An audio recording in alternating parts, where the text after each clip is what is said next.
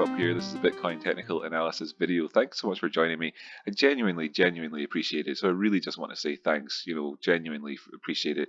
I hope you watched the video all the way through and all that good stuff. So anyway, moving on with this story, what have we got on the charts here? This is the weekly time frame up behind me, and you can see, of course, as usual, there's notes and whatever on the screen, but there's a few things that we can talk about today in today's episode, just to give a broader context video for today.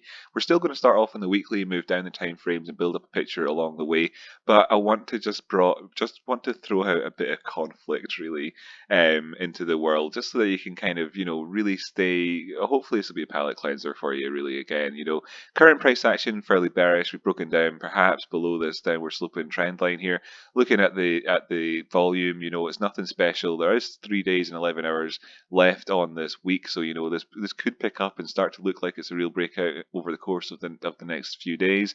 But there's only really today and tomorrow left in terms of the CME chart, and over on the CME chart, we're still in the middle of this symmetrical triangle from the broader point of view. So there's a little bit of conflict for you, I suppose, in a sense. Let's just see how the volume's doing on this week. Yeah, no, nothing special again on this week over there. So that's just a bit of context for us. Going back here though, just as well because this does look fairly bearish with this breaking down here and testing this 236 area. I wanted to add a bit more context on here and say, let's look at the monthly time frame, drawing this in from the all-time highs over here in December 2017, and bringing this purple line down to touch these bodies here, from the bodies here to the bodies here to the bodies here, 3 body touches on this. It then comes in with a higher high in May on the monthly time frame. And let's put this into context, just for the conflict of things.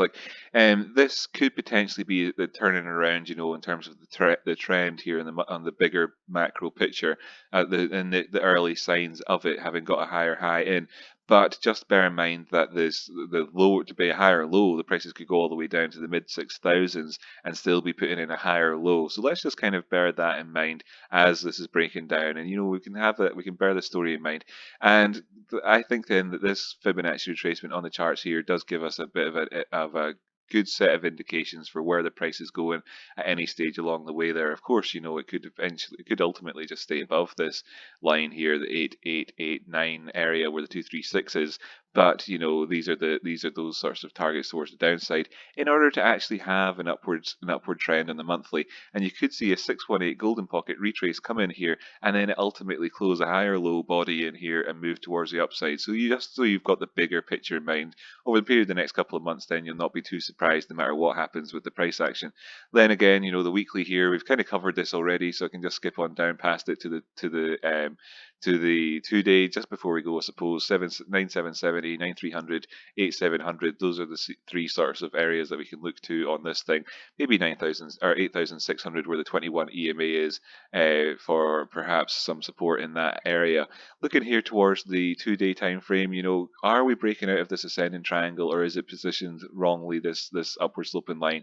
Currently, the volume down here, there's a day and 11 hours left on this, so there's plenty of time as well, but it's not showing you, this sort of breakout style volume. We've not put in a lower low yet, and that one comes in first off, at 8,800, and where the 236 is essentially here. You can see 8,888 or 8,900, let's call it, and then the next one down here, 8,571. So that's why those 2 other areas we spoke about already with 8,600 and 700 or so become more important. You can see the 200 simple just in here at 8,842 as well. So there is always the potential for us to kind of sort of so-called fake out from this, but to be fair on the old line files out there who really just want things to be perfect, we can always just kind of rearrange it slightly to accommodate the current price action without kind of breaking any sort of rules here. So let's just keep on going down the time frame, and that bottom line is shared across these 2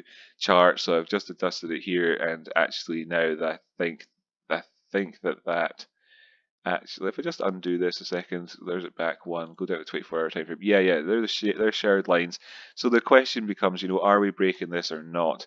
And just can I forward do that? Can't do it. No. Anyway, are we breaking this or not? Same sort of story. The volume's fairly decent here, and we have gone down below this 236 on this Fibonacci. Now this one's drawn in between the highs here on the 1st of June and the previous lows here with this wick down on the 15th of June there. And the question, in terms of this one is, can we stay above this purple upward sloping line, be inside this overall pattern towards the top side, and indeed be above the 236, and that comes in there at 9,259, 9,260, or you could just call it 9,300 in your head just for simplicity's sort of point of view. We have these three key areas as well, in and around these price action targets, and closes below 9,850, or at 9,000.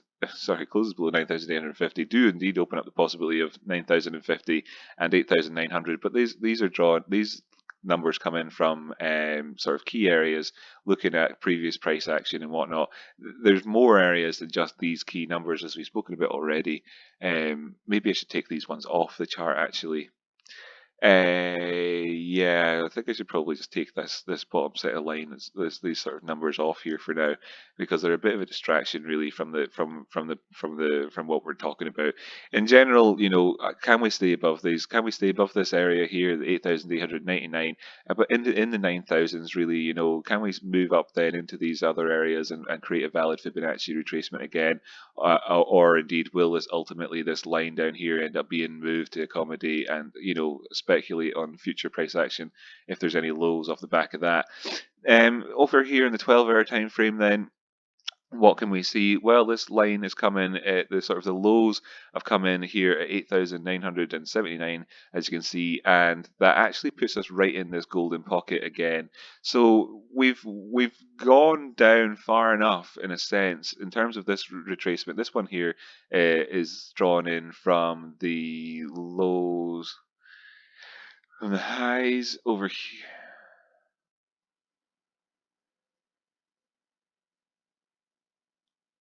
Yes, this one's drawn in from the lows over here in the 11th of May up to the highs of the. I keep getting confused when I look at this one. I don't know why. Whatever. Excuse me for that. Yeah. So anyway, 11th of May up until the highs of June. So this is sort of the intermediate term Fibonacci retracement.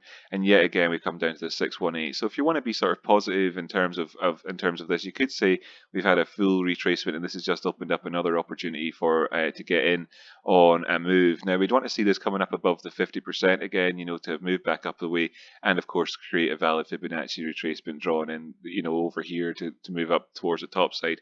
There are these targets, bearish to be below 9,100. As you can see, currently the prices are kind of struggling to stay above that, but they're doing it just now at 9,200 almost.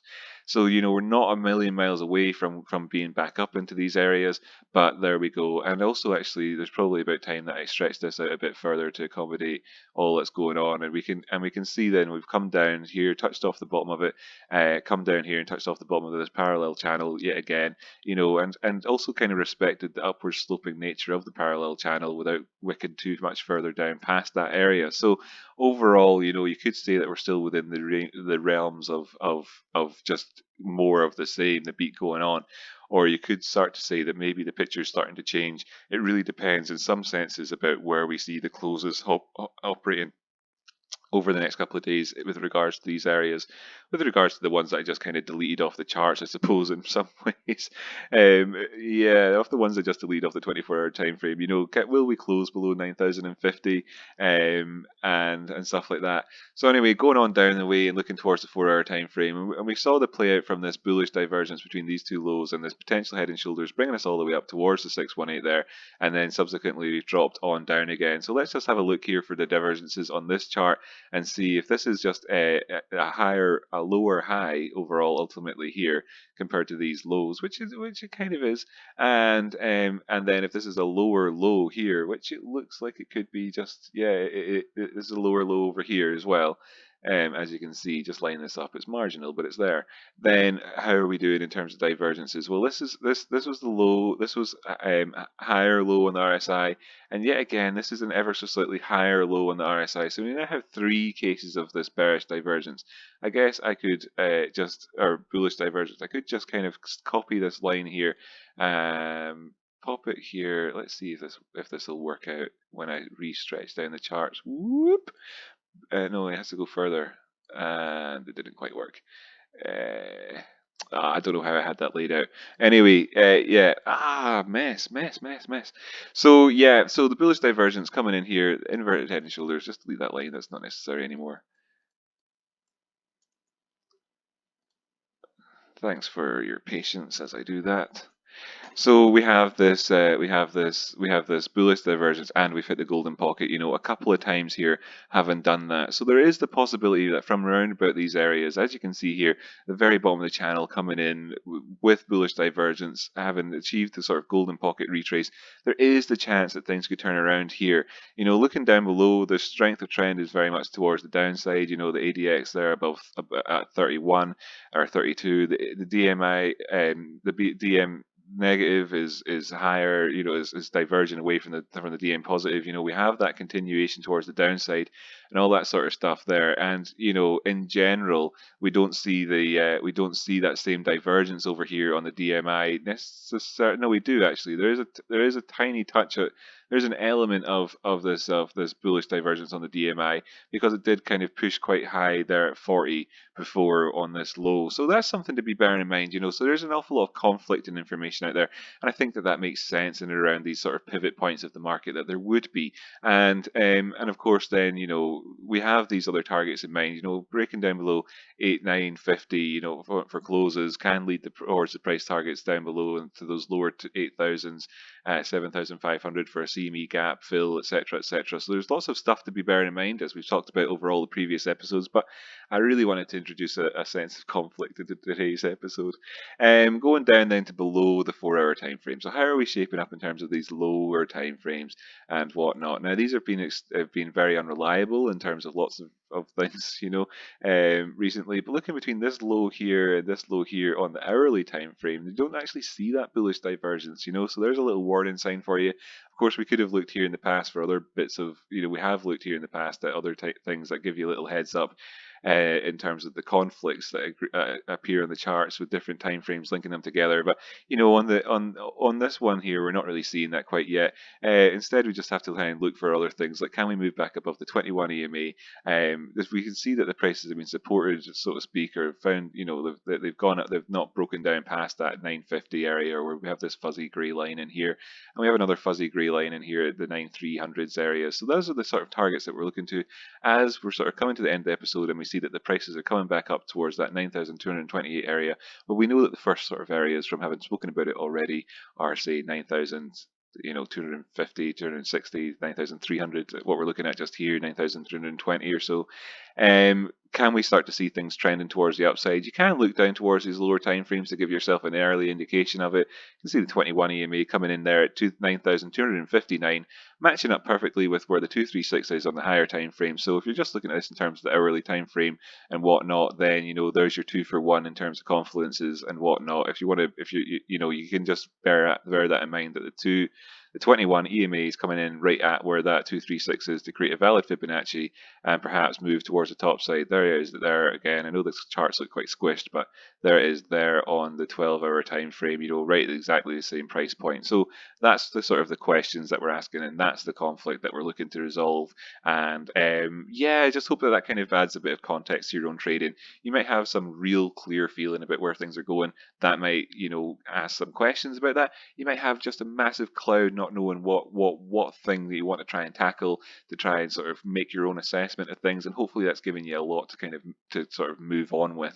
Didn't look too much at the divergences and whatnot here on the bigger time frames because I'm not quite so interested in that right now during this overall kind of broadly sideways action. Thanks so much for tuning in. Really appreciate it. I'll catch you in the next episode. I've been Rocky Outcrop. I really appreciate people who share this video with friends and stuff like that. I have to say, I really genuinely appreciate it. If you stayed through to this point in the video, watching the whole thing, then massive thanks to you. I really do genuinely appreciate it. I'll catch you in the next episode. See you next time. Thanks so much. I've been Rocky Outcrop. Yada yada yada.